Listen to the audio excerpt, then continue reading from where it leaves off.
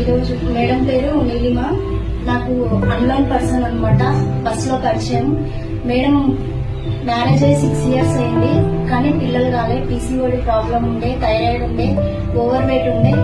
కానీ చాలా డబ్బులు ఖర్చు పెట్టుకున్నారు. పెద్ద పెద్ద హాస్పిటల్స్ తిరిగిండ్రు 6 years నుంచి. అయినా ఇట్లా రిజల్ట్ లేదు. కానీ నా మాట విని నేను చెప్పడం వల్ల కంటిన్యూగా 6 months యూజ్ చేసిండ్రు మేడం. ఇప్పుడు ప్రెగ్నెంట్ అనమాట. 5 కంప్లీట్ అయ్యి 6 months నడుస్తుంది. మేడం మాటల్లో విన్నాం. హాయ్ మ్యామ్, నా పేరు వచ్చేసి నీలిమ.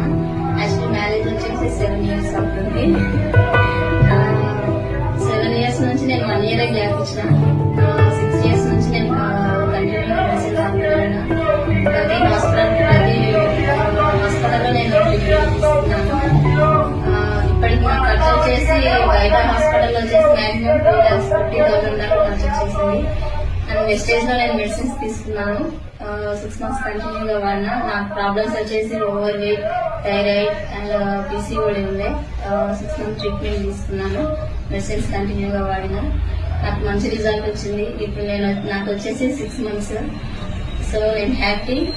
ఎన్నో ఖర్చు పెట్టుకుని ఉంటారు. ఖచ్చితంగా ఈ చిన్న ప్రయత్నం చేసి వాడండి.